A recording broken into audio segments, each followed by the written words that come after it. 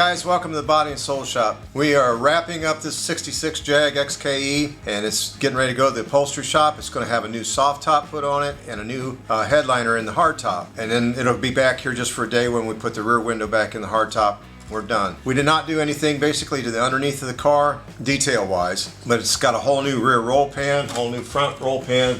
This whole front clip was totally disassembled, or the front bonnet as the English call it. Everything had to be taken apart. Some of the inner panels are glued on from the factory. They had come loose and all I had was some witness marks, and so it was kind of a scary thing to make sure that I got them glued back in the exact same spot that they were supposed to be in. If it was off, it would be a really bad day. But it all turned out really good. We got really great gaps on this thing, and the customer's just all smiles. Okay, so this front bonnet on this thing had a lot of damage. It was not hit hard, but there was a lot of small damage to it here and there, and whoever fixed it before just didn't do it right at all. We had to wind up putting a whole new bottom pan on it. The roll pan was really beat up. Of course, the bumpers, all the chrome on this thing's been all redone. The fenders, this area of the hood or the bonnet right here was hit pretty good, and the fender was pretty crinkled up. So we disassembled the whole thing. The fenders came off of the main part of the bonnet and everything.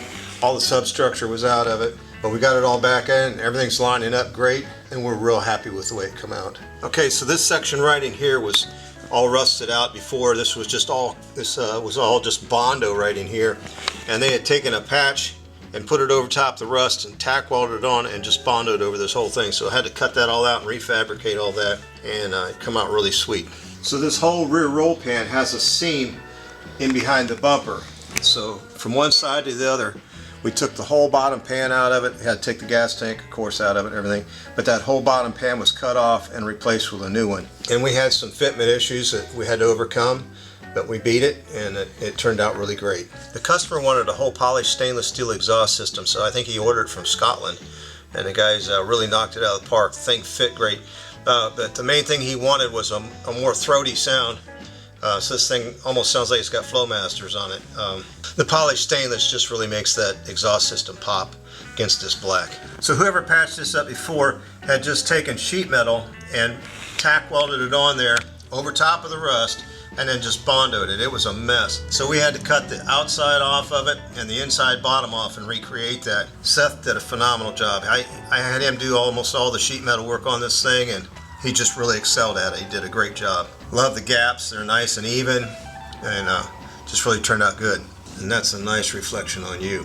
So all we did on this was all the sheet metal replacement, repair, stripped the whole car down to the bare metal, and brought it back up. So it's on its way to the upholstery shop. So if you see this stuff, you're like, well, that's not finished. Let's go to the upholstery shop. So this will all be replaced, getting a nice soft top put on it, and the new headliner in the hard top. So it's going to turn out really nice. FYI, if you guys ever get into one of these things, these bumpers are a real trick. Getting that rubber to stay into where it's supposed to be. The way it's designed, there's not much to catch on the bumper, and the bumper kind of pushes it and seals it against the car, so it's not much fun, just in case you run into one.